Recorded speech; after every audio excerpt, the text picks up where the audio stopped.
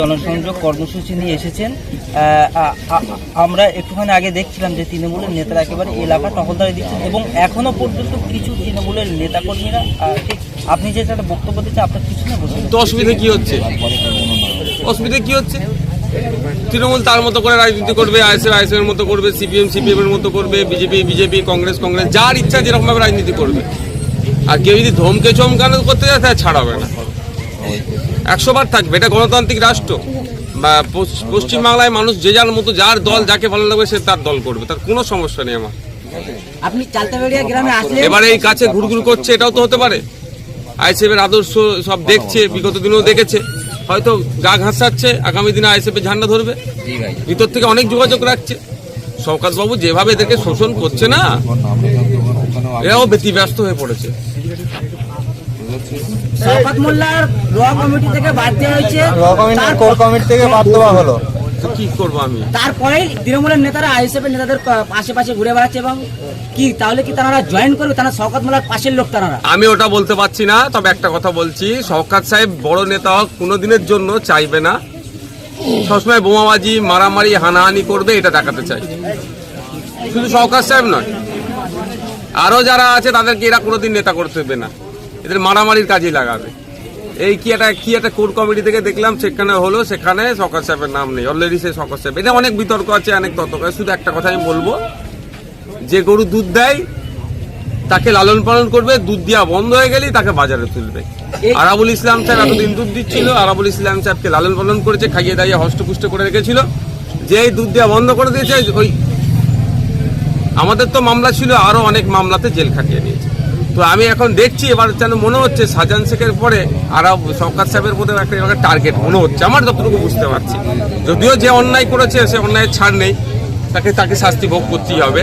কারণ আপনারা জানেন এসটিএফ কদিন আগে জীবনতলা থানাতে একটা এফআইআর করেছে, কি কার্তুজ উদ্ধার হয়েছে। সেই অ্যাকচুয়াল উদ্ধারের হেভি অংশ হয়েছিল কিন্তু উত্তর 24 পরগনায়, দক্ষিণ 24 পরগনায় নিয়ে এসে আবার জীবনতলা থানাতে এখানে এফআইআর হলো। এটাও কিন্তু আমাকে ভাবাচ্ছে।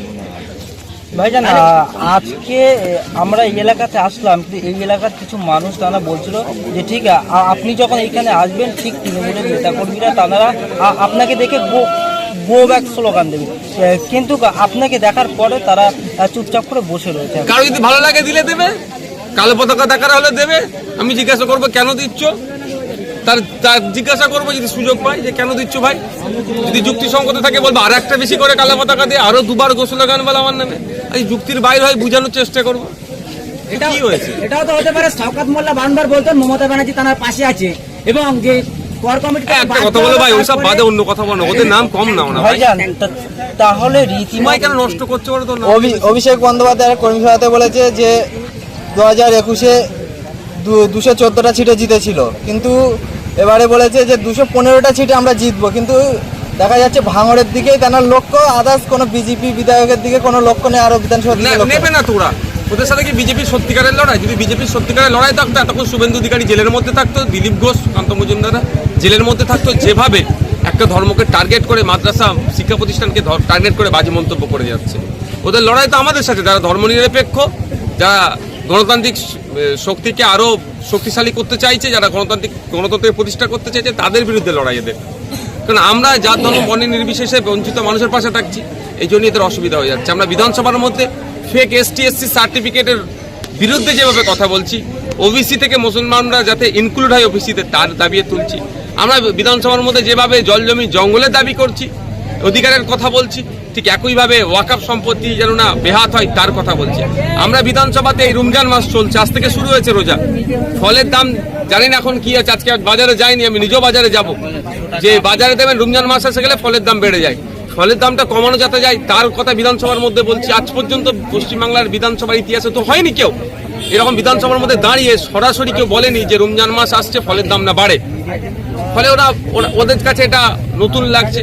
বিধানসভার মধ্যে আজ পর্যন্ত মনে হয় কেউ বলেনি আদিবাসীদেরকে যদি সত্যিকারের উন্নয়ন করতে চাই, ওই রাষ্ট্রপতি আদিবাসী দিলে উন্নয়ন হয়ে যায় না আদিবাসী সমাজের। 5th শিডিউল 6th শিডিউলকে সম্পূর্ণরূপে বাস্তবায়ন করতে হবে। 2014-এর ভার্জিনিয়াস খাকা কমিটি যে সুপারিশগুলো আছে সেগুলোকে বাস্তবায়ন করতে হবে। এই দাবি তো আর আগে কেউ করেনি। ওদের কাছে নতুন লাগছে এবং এরা ভয় পাচ্ছে যে আদিবাসী পিছড়ে বর্গের মানুষেরা, হিন্দু পিছড়ে বর্গের মতুয়া সমাজ, নমৎশূদ্র, মুসলমানরা যদি এগিয়ে আসে তাহলে ওদের রাজনৈতিক কারবার বন্ধ হয়ে যাবে। এদেরকে শুধু ভোট ব্যাংক হিসাবে রাখা হচ্ছে, ফলে টার্গেট আইএসএফ এর উপরে আছে, সংযুক্ত মোর্চার উপরে আছে। আপনারা দেখেছেন শুভেন্দু অধিকারীর বিরুদ্ধে কোনো মুরব্বীকে চেয়ার দাও, শুভেন্দু অধিকারীর বিরুদ্ধে কোনো সময় স্পেশাল অবজারভার দিয়েছে দেখেছেন আপনারা? অবজারভার দেয়নি, দিচ্ছে কোথায়? ভাঙড়ে। এটা বুঝতে হবে, বিজেপিকে ফাঁকা জায়গা দিয়ে রেখেছে খেলার জন্য। ভাইজান আজকের মূলত এখানে কিসের জন্য এসেছেন? আজকে ভাই জনসংযোগ আছে, মানুষের অভাব অভিযোগগুলো শুনবো, তাদের কথাবার্তা শুনবো। যদি সে তৃণমূলের বন্ধুরা এসে বলতে পারে যে এইগুলো হওয়া দরকার, ওইগুলো হওয়া দরকার, ওইগুলো দরকার, বা তার যদি ব্যক্তিগত কোনো সমস্যা থাকে, অনেক তৃণমূলের বন্ধুরা স্টেজে উঠে আমার বিরুদ্ধে অনেক বলে, কিন্তু অনেক সার্টিফিকেটের প্রয়োজন হয়। গোপনে আমার সাথে যোগাযোগ করেছে, আমি তাদের পরিচয় গোপনেই রেখে তাদের সার্টিফিকেট প্রোভাইড করছি, কারণ এটা আমার দায়িত্ব। একজন বিধায়ক হিসাবে আমার দায়িত্ব হচ্ছে প্রত্যেকটা নাগরিককে আমার নির্বাচনী ক্ষেত্রে তাদেরকে পরিষেবা দেওয়া। আমার এখতিয়ারের মধ্যে যেটা হচ্ছে, আমি কাউকে চাকরি দিয়ে দিতে পারবো না অর্থের বিনিময়ে, সেটা আমার অবৈধ। মমতা বন্দ্যোপাধ্যায় মুখ্যমন্ত্রী, আর তিনি বারংবার ঘন্টা দিয়ে ইফতার খেতে দেখা যায়, কিন্তু ইফতারের জন্য বা ফলের দাম কমানোর কোনো বারংবার দেখি না যে বক্তব্য। এবার তো বলেছে দুটো কি আপনার কি বলে, রেশন কার্ডে যারা আছে, তার কার্ড হোল্ডার যারা আছে তাদের জন্য তো ছাড় দেবে বলেছে, বিশাল সংখ্যালঘু মুসলমানদেরকে উদ্ধার করে দেবে। চিনি, ছোলা আর ময়দার দাম কমিয়ে দিয়েছে, বিশাল মুসলমানদের উদ্ধার করে দেবে। এইটা তো দিয়ে তো হয় না একদম। আমি যেটা বলতে চাচ্ছেন আপনি বলে দিচ্ছেন, রমজান মাসে অন্য খাবারের সাথে বেশি, কিন্তু সব থেকে বেশি খায় মুসলিম সমাজের মানুষজন যারা রোজাদার, তারা ফলটাকে, ফলমূল যেটা আছে সেটার আকাশ ছোঁয়া দাম, সেটার দাম কন্ট্রোল করতে পারে না। কিন্তু ওই 32 টাকায় চিনি, 60-62 টাকায় আপনার ছোলা, আর 30-32 টাকায় ময়দার আপনাদেরকে অফার করছে। এটা নিয়ে আপনারা মেখে হাইরান হয়ে যাবেন। হ্যাঁ, একদম একদম। আর এটা করে বিজেপির হাতে অস্ত্র তুলে দিচ্ছে, অধিকারীর হাতে অস্ত্র তুলে দিচ্ছে। রমজান মাসের কি উপকার হবে এটা মুসলমানদের? কিছু উপকার হবে সেই অর্থে? ভাইজান, এখনো পর্যন্ত এই এলাকায় তৃণমূল কংগ্রেসের নেতাকর্মীরা বসে রয়েছে, তার সত্ত্বেও একাধিক মানুষের ভিড়, বিশেষ করে মহিলাদের। কিন্তু আপনার এই প্রোগ্রামটা হয়ে যাওয়ার পরেও যদি তৃণমূল কংগ্রেসের নেতাকর্মীরা ঝামেলা করার চেষ্টা করে, যদিও বা প্রশাসন এই বিষয়টাকে, আমি একটা কথা বলবো, এটা বাগনা কি যে খেয়ে নেবে মানুষকে, এত গুরুত্ব দেওয়ার কি আছে? তারাও দল করে, আমাদের ছেড়াও দল করে। তারা মমতা ব্যানার্জি আদর্শকে সামনে রেখে দল করে, আমাদের ইন্ডিয়ান সেকুলার ফ্রন্ট আমাদের দলীয় আদর্শকে সামনে রেখে আমাদের পার্টি করে। এইটাই তো ভাঙড়ে তৃণমূলের অবজারভার দায়িত্ব ছিল এতদিন সৌগত মোল্লা। আমরা সূত্র মতো খবর পেয়েছি যে ডায়মন্ড জাহাঙ্গীর মোল্লা তিনি তৃণমূলের হয়ে 26-এ ভোট করাবেন। তাহলে কি ভাঙড়কে আতঙ্কিত করার চেষ্টা করবে তৃণমূল? দেখুন ভাই, যে ইচ্ছা করুক, আমি তো চাই মমতা ব্যানার্জি সরাসরি এটা দায়িত্ব নিক ভাঙড়ের, অন্য কারো দরকার নেই। মমতা ব্যানার্জি সরাসরি দায়িত্ব নিক, আমি চাই। সরাসরি দায়িত্ব নিলে কিছু ডেভেলপ হবে। আমি বিধানসভায় তুলছি, আমি না ফিতে কাটলো, কাজ তো কিছু হচ্ছে।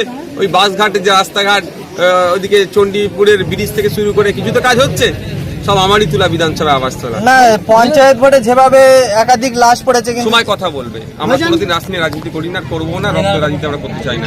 2026 অতি নিকটে, আর কিছুদিন বাকি আছে। তো দেখছি ভাঙড়ের বিভিন্ন অঞ্চলে বা বুথে বুথে গিয়ে জনসংযোগ স্থাপন করছেন, এটা কি 2026-এর প্রস্তুতি? 2021 থেকে শুরু করেছি, আমি জেতার পর থেকে শুরু করেছি। আমি বিভিন্ন সময় বিভিন্ন অঞ্চলে যাই। এবার আমার ইচ্ছা ছিল মাসে মাসে একবার করে আসার। দুর্ভাগ্যের বিষয়, আপনারাই আমাকে ভোট দিয়ে যে জায়গায় পাঠিয়েছেন, অর্থাৎ ভাঙড়ের মানুষ, সারা রাজ্যের ছুটে যেতে হচ্ছে। চোপড়াতে যেতে হচ্ছে, পুরুলিয়ায় যেতে হচ্ছে, মালদা, মুর্শিদাবাদ, সারা জায়গায় ছুটে যেতে হচ্ছে যেখানে অন্যায় হচ্ছে। ফলে ভাঙড়ের মানুষকে তুলনামূলক সময় কম দিতে পেরেছি। রমজান কিন্তু একটা কথা তো, যেখানে যাচ্ছে ভাঙড়ের বিধায়ক তো বলছে, চোপড়াতে গেলেও ভাঙড়ের বিধায়ক, মালদাতে গেলেও ভাঙড়ের বিধায়ক, মুর্শিদাবাদে গেলেও মালগড়ের বিধায়ক, ভাঙড়ের বিধায়ক, পুরুলিয়াতে গেলেও ভাঙড়ের বিধায়ক। সেই ভাঙড়ের বিধায়ক এসেছে তাদের পাশে দাঁড়াতে। এটা ভাঙড়বাসীর একটা বড় অ্যাচিভমেন্ট। সূত্র মারফত খবর পাওয়া যাচ্ছে যে আরাবুল ইসলাম সাহেব আইএসএফ এ জয়েন করবেন, কি বলছেন? আমরা নেবো না।